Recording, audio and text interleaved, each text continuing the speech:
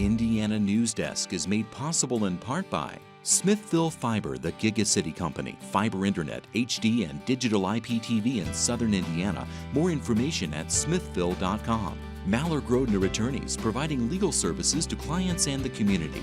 Understanding, expertise, results. Bloomington and Indianapolis, lawmg.com. The IU School of Education, preparing teachers, scholars, and administrators to improve teaching in Indiana and around the world. education.indiana.edu.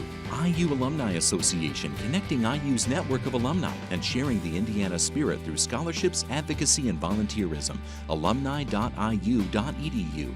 The Radio and TV News Endowment, a fund established by listeners and viewers to sustain reporting of Indiana news. More information at indianapublicmedia.org/support.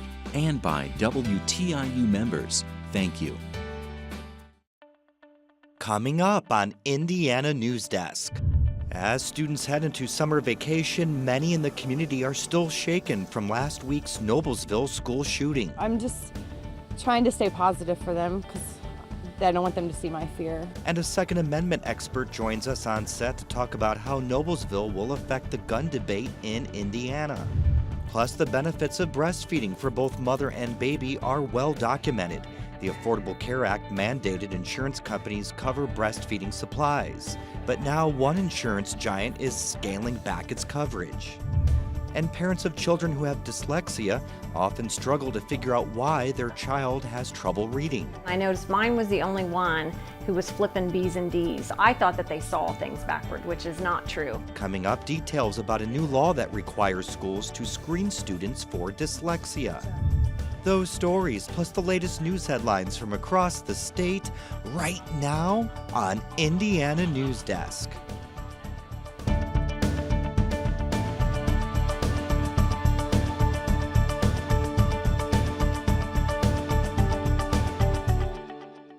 Welcome to Indiana Newsdesk. I'm Joe Wren. 1 week after a student opened fire in an Indiana classroom, students at Noblesville West Middle School attended their last day of classes for the year. The school offered a shortened schedule following the shooting, focused mainly on team building and counseling. Reporter Barbara Brozier joins us now with more. And Barbara, how are the teacher and the student involved in the shooting doing? Well, science teacher Jason Seaman is doing well despite being shot 3 times. And while 13-year-old Ella Whistler is still hospitalized, her condition is improving. While classes wrapped up today, Noblesville residents say it will take more time for the community to cope with what happened.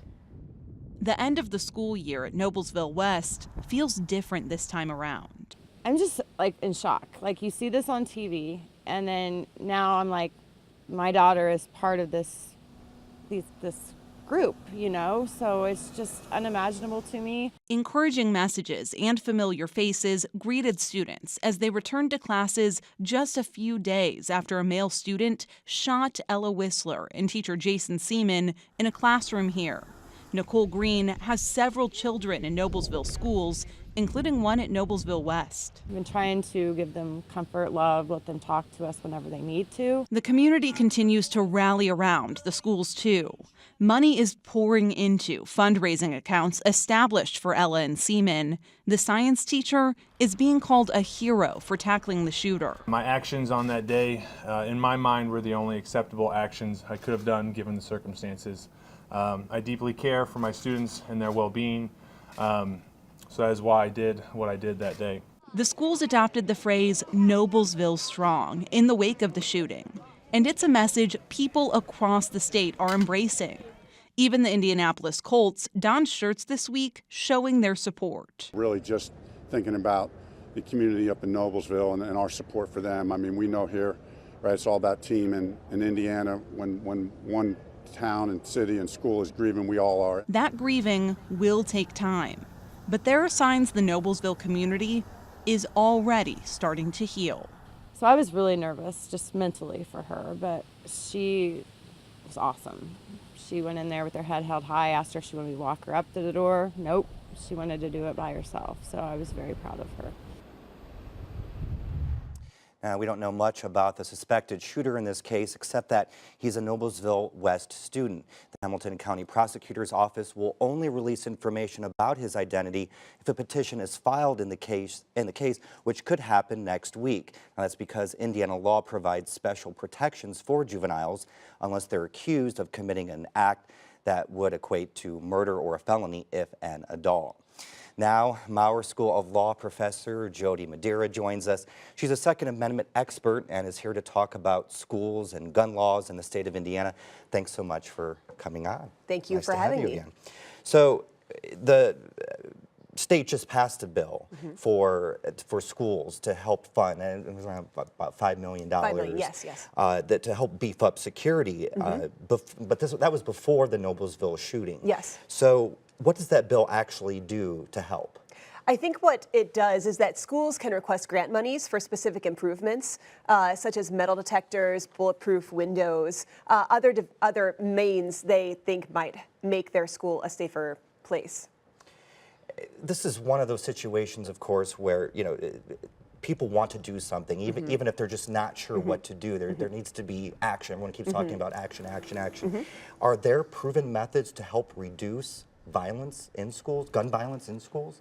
Well, I think we've heard a wide panoply of proposals, from everything from, fix abortion and fix pornography to metal detectors and bulletproof glass. And I think one thing that's very interesting that you don't hear much about are the effects of so-called school hardening measures on the psyche of students who go to schools.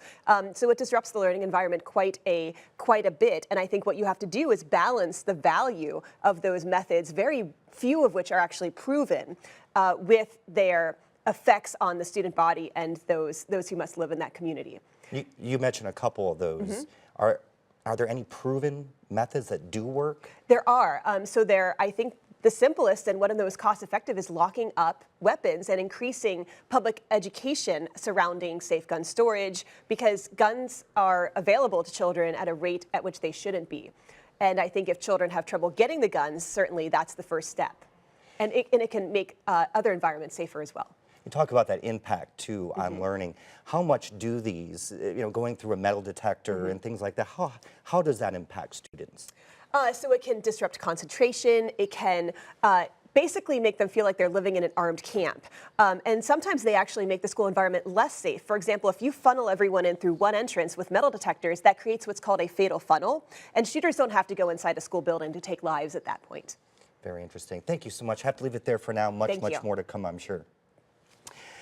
Now for headlines, we go over to Barbara Brosier, who has the latest on this week's top stories. Thanks, Joe. An Indianapolis woman brought to the U.S. as a child will be deported at the end of June. Erica Fierro was warned during her immigration check-in at the end of April that she only has a few weeks to prepare for deportation, including arrangements for her children. Fierro was concerned she would be deported sooner without her children. She is now focused on getting them passports. We want my kids to just go with me and be able to leave as a family, it's not something that we ask, that it's impossible, it's doable. Fierro's husband has already been deported. Indiana schools will get 2 separate performance grades this year. Schools will receive grades through a state accountability law and through the federal Every Student Succeeds Act. Because the formulas are different, schools may not receive matching grades. The state law focuses on student achievement and growth on standardized tests, while the federal law takes into account factors such as attendance and English language learning. The State Board of Education tried to revamp the state system to fit the federal model, but stopped after educators expressed concerns. Terre Haute's mayor wants to borrow money from the city's redevelopment fund again, but this year the amount is less than half of what it was last year. The proposal asks for $2 million to supplement the city's general fund. Mayor Duke Bennett says the city is working to reduce this short-term kind of internal borrowing. The borrowing from redevelopment is internal money. There's no interest to that, and it's inexpensive money to borrow, but we want redevelopment to be able to continue to do their projects. It created a controversy last year when the city borrowed $5 million from the Redevelopment Fund to help reduce the city's deficit. Bennett says the city is on track to pay back last year's loan in full by the end of June. The Indiana Supreme Court won't hear a case that claims Johnson County's public defense system is depriving defendants of their constitutional rights by providing inadequate legal services. Attorneys filed the class action lawsuit on behalf of 7 people facing criminal charges in the county in 2015. It claims county commissioners, new public defenders, were handling too many cases, but they did nothing to address it. Attorneys were hopeful the state's highest court would take up the case after the Indiana Court of Appeals upheld a lower court's decision to dismiss the lawsuit. An Indianapolis boy is the inspiration behind a new federal right to try law. Jordan McLean has Duchenne muscular dystrophy and became the poster child for Indiana's version of the law, which passed in 2015.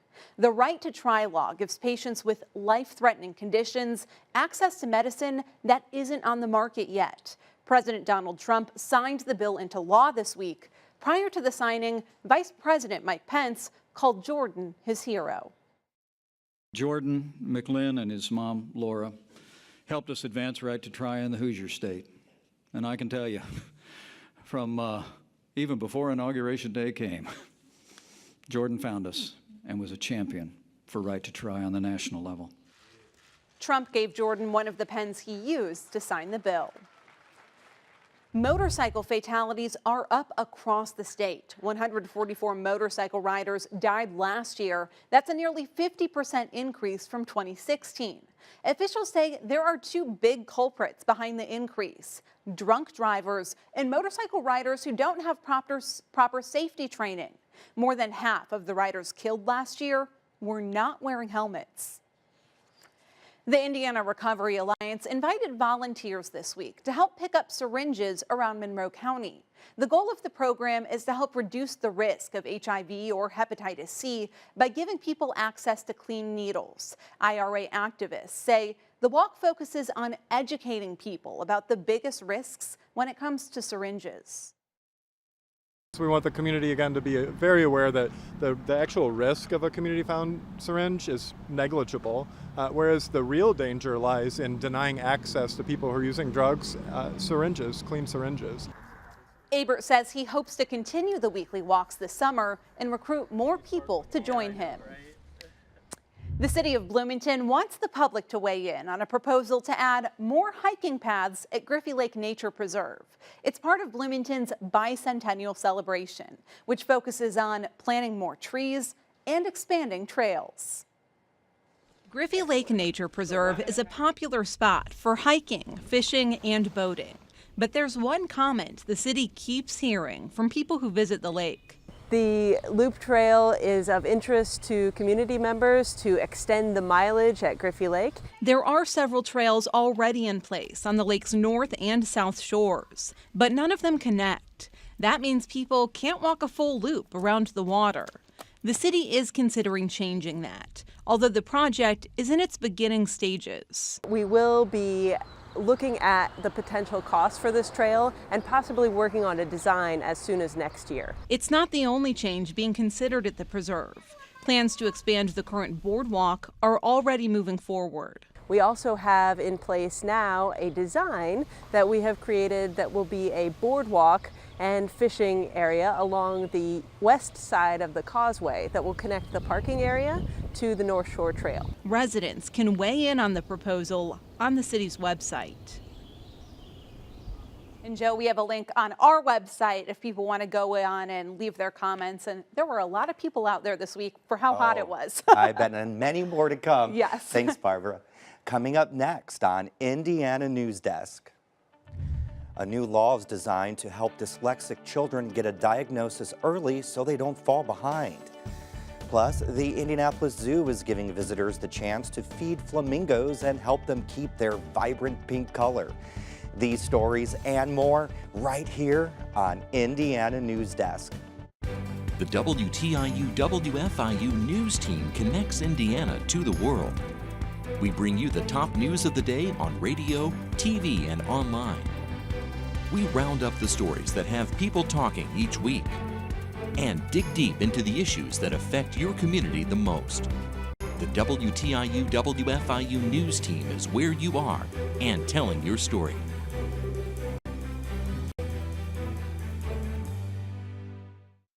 $10,000.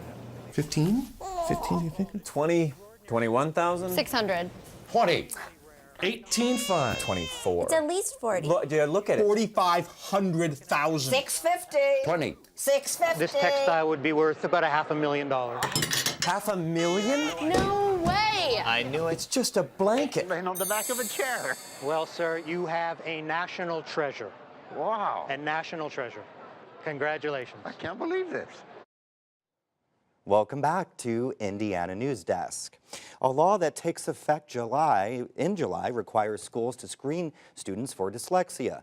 As Jeannie Lindsay reports, the hope is if students are identified early, schools will be able to intervene and better accommodate them. Grant Hartley is a fourth grader. He loves playing with Legos after school and says his favorite subject is gym. But my absolute favorite is soccer. Grant likes school, but he struggles sometimes. Grant has dyslexia. For some people with dyslexia, reading typed words on a page is just as frustrating as trying to read a bowl of alphabet soup. It's kind of hard, like, you gotta figure out, like, which one would make best sense in a sentence. Grant has taken the state's elementary reading exam, the iRead, 3 times. The first time he failed, he was distraught, because that meant summer school and another test. I already did it once, that should have been it, like, it was just kind of sad to do it again. Leading up to the iRead, Grant struggled with simple words like they or could. His mom, Joellen Hartley, quizzed him constantly. Before I knew he was dyslexic, I would, like, buddy, it's right here. Like, we just went over this word. Uncovering the root of Grant's reading struggles, just the word dyslexia, proved to be a battle of its own. At one point, Joellen thought her son had a brain tumor. His teachers didn't know what to tell her. And she just said, even if he is dyslexic, that he wouldn't be able to be identified until at least 5th grade. Eventually, Joellen stumbled onto it by sheer luck.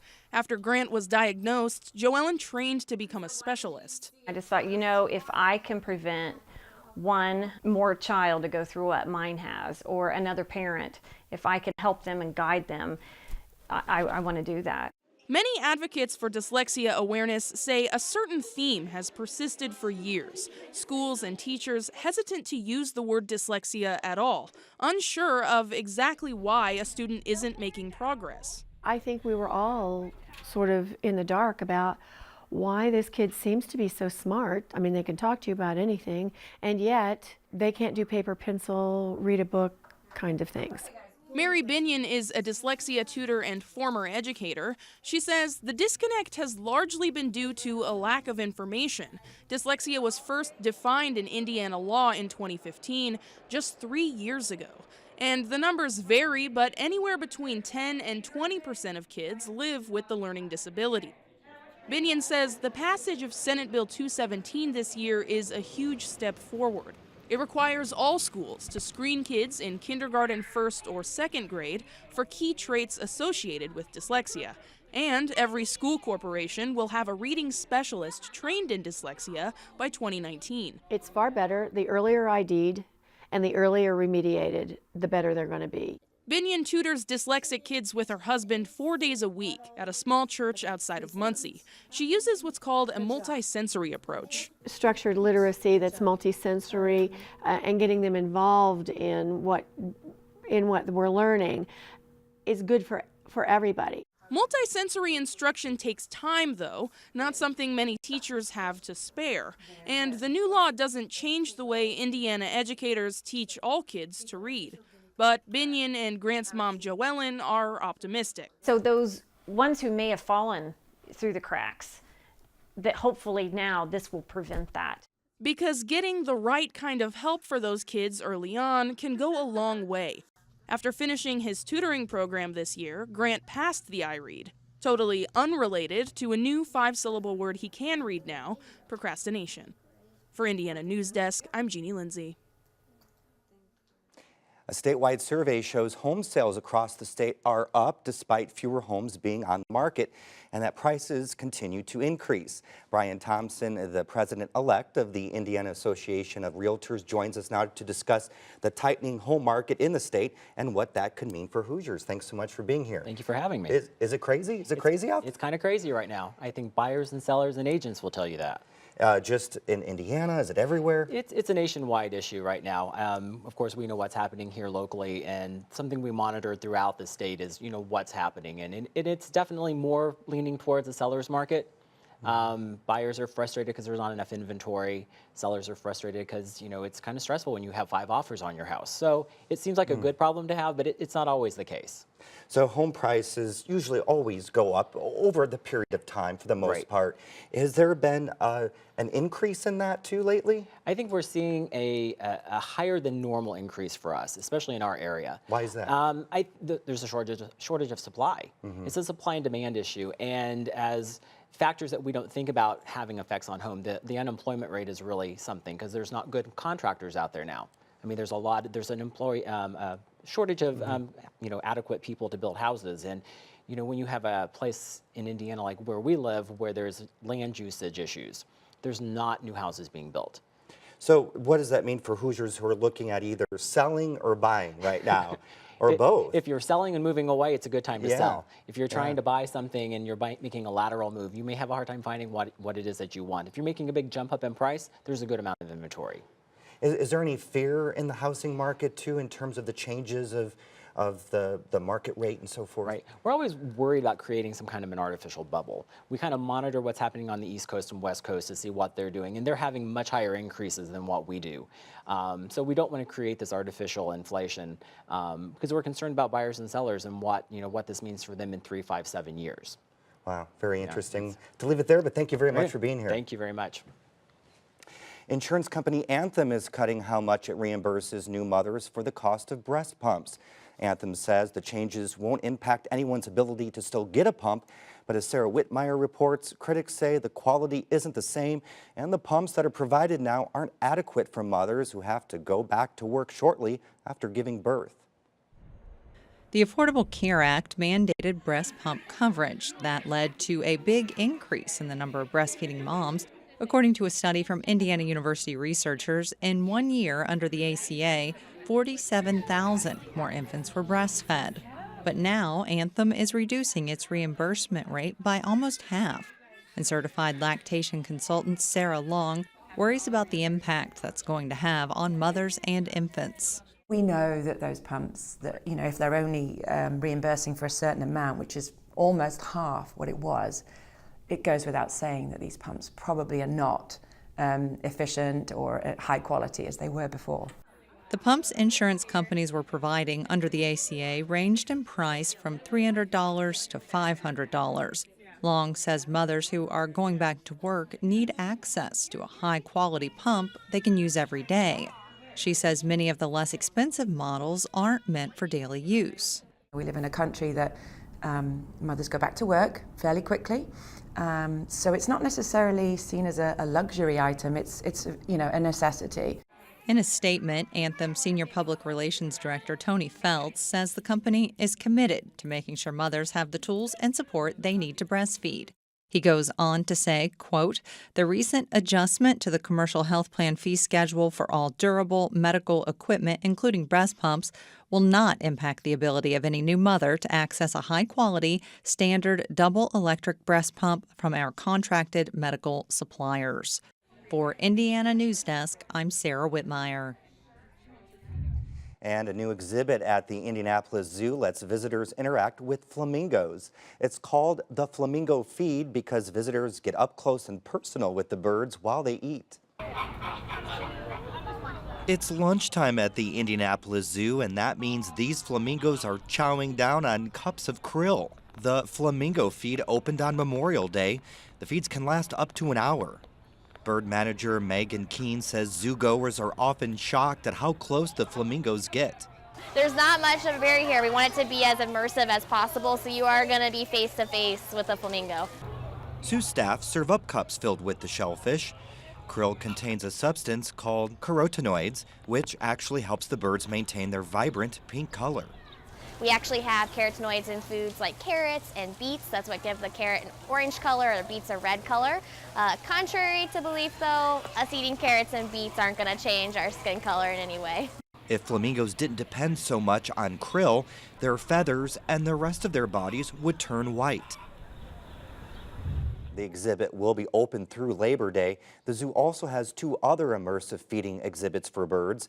Another popular exhibit called the Magnificent Macaws allows birds to fly overhead through the zoo. That exhibit launched last year. And that's the end of this program, but our work continues online as we cover the news throughout the week at WTIUnews.org. Have a great weekend.